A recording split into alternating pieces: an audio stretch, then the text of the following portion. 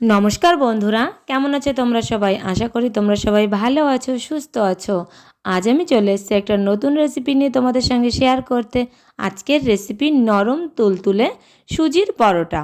চলো তাহলে ঝটপট রেসিপিটা শুরু করি।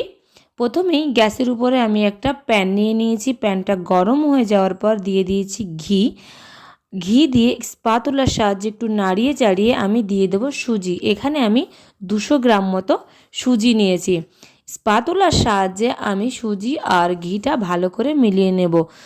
যেহেতু আমি এখানে ননস্টিকের প্যান ইউজ করছি, তার জন্য স্পাতুলাই ঠিক এর সঙ্গে নাড়াচাড়ার জন্য, যাই হোক, আমি স্পাতুলা সাহায্যে নাড়িয়ে চাড়িয়ে এবার দিয়ে দিচ্ছি যে কাপের 1 কাপ আমি সুজি নিয়েছি সেই কাপেরই 1 কাপ দুধ।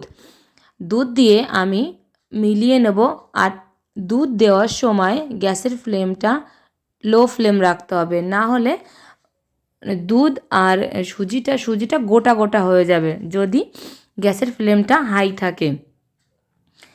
1 কাপ দুধ দিয়ে দিয়েছি আর 1 কাপ জল দিয়ে দেবো। মানে যতটা তুমি সুজি নেবে ততটা, মানে তার ডবল দুধ বা জল নিতে হবে। এখানে তোমরা চাইলে মানে পুরোটাই জল নিতে পারো, আবার চাইলে পুরোটাই দুধ নিতে পারো। আমি এখানে 1 কাপ দুধ আর 1 কাপ জল ব্যবহার করেছি। দেখো, কিছুক্ষণ নাড়াচাড়ার পর দেখো সুজিটা ঠিক এরকম হয়েছে।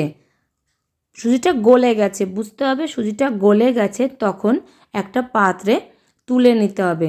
আর তুলে নিয়ে সুজিটাকে বেশিক্ষণ ঠান্ডা করলে হবে না, হালকা গরম মানে হালকা গরম থাকবে তখনই এখানে নিয়ে নিয়েছি ময়দা। ময়দাটা দিতে হবে তুমি যতটা সুজি নিয়েছো তার 4-এর 1 ভাগ ময়দা। ময়দা দিয়ে সুজিটা মাখতে হবে আটার মতো করে, যেমন আমরা রুটি বানানোর জন্য আটা মাখাই না, সেরকম ময়দা দিয়ে সুজিটা মাখতে হবে। ময়দা দিয়ে সুজি মেখে দেখো আমি ঠিক এরকম একটা ডোর বানিয়ে নিয়েছি। তারপর আমি দিয়ে দেবো একটুখানি সাদা তেল। সাদা তেল দিয়ে পুরোটা মাখিয়ে নেওয়ার পর এবার এরম করে গোলা গোলা বানিয়ে নেবো, মানে লেচি বানিয়ে নেবো, যাই বলি। রুটি বানানোর জন্য যেরকম গোল গোল আমরা বানাই সেরম বানিয়ে নিতে হবে। আর তারপরে 2 হাতের সাহায্যে গোল বানিয়ে নিতে হবে, যেরকমটা আমি নিচ্ছি এরকমটাই নিতে হবে।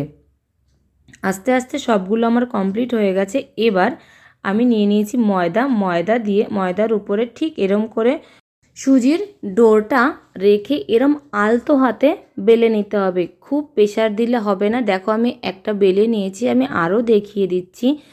আলতো হাতে বেলতে হবে, একটু মোটা মোটা রাখতে হবে, খুব পাতলা করলে হবে না, ঠিক এরকম। কারণ বেশি পাতলা করলে পরোটাটা ভাজার সময় প্রবলেম হতে পারে, তার জন্য বেশি পাতলা করলে হবে না। দেখো আমি সবগুলো বেলে নিয়েছি। এবার একটা প্যান গরম করে প্যানের উপরে দিয়ে দিয়েছি পরোটাটা। আর এই স্পাতুলার সাহায্যে আমি দেখো উল্টে পাল্টে দিচ্ছি। প্রথমেই তেল বা ঘি দেওয়া যাবে না, পরোটাটা উল্টে পাল্টে ভেজে নিতে হবে। দেখো যখন এরম লাল সাইড চলে আসবে, আর দেখো পরোটাটা ফুলেও গেছে, যখন এরম লাল লাল হয়ে গেছে মানে ভাজা হয়ে গেছে, তখন দিয়ে দিতে হবে সাদা তেল বা ঘি। আমি এখানে সাদা তেল দিয়েই ভাজছি, তোমরা তোমাদের মতো দেখে নিও, ঘি দিয়েও ভাজতে পারো, সাদা তেল দিয়েও ভাজতে পারো। এইভাবে পরোটাগুলো ভাজতে হবে। এই দেখো কি সুন্দর কালার এসছে না, খুবই সুন্দর কালার এসছে। একটা পরোটা আমার ভেজে নেওয়া হয়ে গেছে। এবার পরোটা তুলে একটা টিস্যু পেপার দিয়ে প্যানটা ভালো করে মুছে নিতে হবে। প্যানে তেল থাকলে হবে না, তাই তো আমি টিস্যু পেপার দিয়ে মুছে নিয়ে দেখো আরেকটা পরোটাও দিয়ে দিলাম। আটা ময়দার পরোটা তো সবাই খুব খেয়েছো, মানে অনেকেই খেয়েছো। একবার সুজির পরোটা বানিয়ে খেয়ে দেখো না, একবার বানিয়ে খেলে ভাববে যে বারবার বানিয়েই সুজির পরোটাই বানিয়ে খাই। কারণ সুজির পরোটাটা এতটা নরম আর এতটা তুলতুলে হয়, আর এটা যতক্ষণ রাখবে ততক্ষণই নরমই থাকবে। আটা ময়দার মতো হবে না যে ঠান্ডা হয়ে গেল শক্ত হয়ে যাচ্ছে, সেটা সুজির পরোটায় একদমই হবে না। তাই তো আমি বলছি একবার তোমরা ট্রাই করতেই পারো। দেখো সবগুলো পরোটা কি সুন্দর কালার হচ্ছে, ফুলেও যাচ্ছে। আর সবগুলো পরোটা একইভাবে ভেজে নিতে হবে। আমার সবগুলো পরোটাই একইভাবে ভেজে নেওয়া হয়ে গেছে। দেখো কি সুন্দর কালার এসছে। যারা আটা বা ময়দার পরোটা একটা বা দুটো খাও তারা একবার সুজির পরোটা বানিয়ে খেয়ে দেখো, তারা একটা পরোটা বেশি তাদের খেতেই হবে। আর দেখো আমি হাতের সাহায্যে দেখিয়ে দিলাম কতটা নরম আর কতটা তুলতুলে হয়েছে। দেখতে পাচ্ছ যতটা ফোল্ড করছি পরোটা একই রকম থাকছে, ফোল্ডে কোনো প্রবলেম হচ্ছে না। আর এই দেখো আমি ছিঁড়ে এবার দেখিয়ে দিচ্ছি, দেখো কতটা নরম হয়েছে। হাতে নিয়েছি, তোমরা তো দেখে বুঝতেই পারছো যে কতটা নরম হয়েছে। তাই আমি বলবো একবার অন্তত তোমরা ট্রাই করো। চলো তাহলে আজকের মতো টাটা, সবাই ভালো থেকো।